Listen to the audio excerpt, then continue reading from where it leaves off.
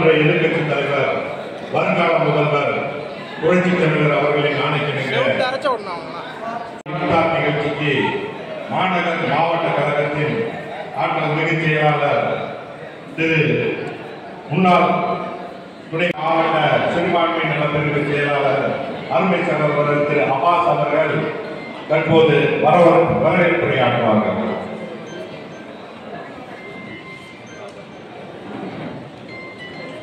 அவர்களின் நல்ல ஆட்சியுடன் கழக பொதுச் செயலாளர் புரட்சி தமிழர் வருங்கால முதல்வர் எடப்பாடியார் அவர்களின் ஆணைக்கு இணங்க அனைத்து இந்திய அண்ணா திராவிட முன்னேற்ற கழகம் திருச்சி மாவட்ட சிறுபான்மை நலப்பிரிவு சீனிவாசன் அவர்களே வருகை தந்துள்ள எஸ்டிபி கட்சி மாநில செயலாளர் அப்துல் அவர்களே, மாவட்ட செயலாளர் குத்துபுதீன் அவர்களே, மாவட்ட தலைவர் சார் குத்துபுதீன் அவர்களே, மாவட்ட செயலாளர் மாலிக் அவர்களே, திருச்சி மாநகர மாநிலம் திமுக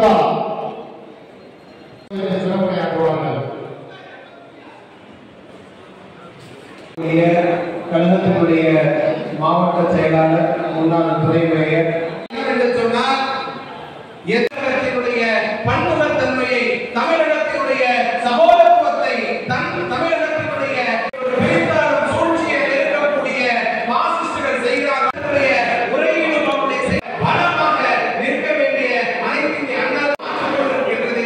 வருகின்ற 2026 அதை நினைவுபடுத்தும் என்கின்ற நம்பிக்கையோடு இந்த இஃப்தார் நிகழ்ச்சியை கலந்து கொண்டிருக்கக்கூடிய அத்தனை நிர்வாகிகளுக்கும் எஸ்டிபி கட்சி நேரடியாக நிர்வாகத்துக்கு என்ன செஞ்சாருன்னா அழைப்பு கொடுக்கிறாரு.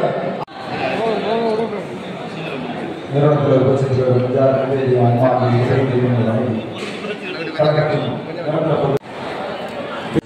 மாவட்ட சிறுபான்மை அமைச்சர் அப்பாஸ் அவர்களே, இந்த நிகழ்ச்சியில் அழைப்பிருக்கிற பல்வேறு பணிகள் ஒதுக்கி வைத்து வருகின்ற தஞ்சை மண்டல ஐடி செயலாளர் எனது அன்புக்கும் பண்புக்கும் பாசத்துக்குரிய சகோதரர், இந்த நிகழ்ச்சியில் நம்மளுடைய சிறப்பித்துக் கொண்டிருக்கும்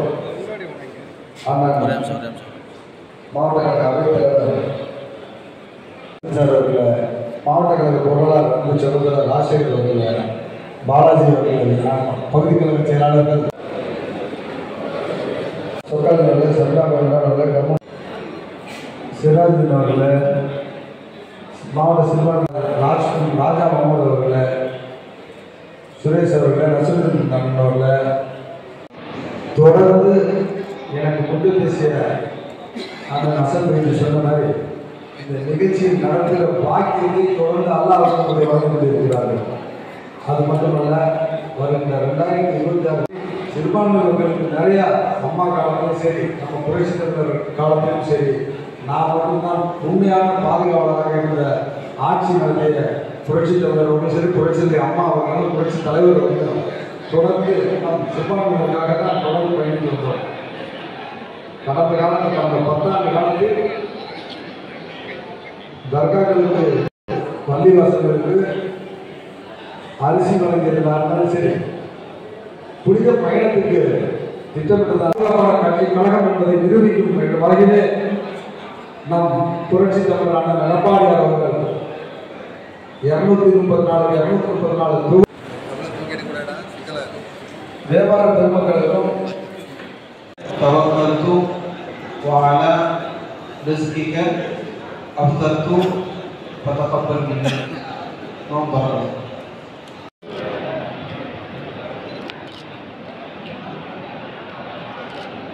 ஊட்டி விட சொல்லுவோமா இல்லையா?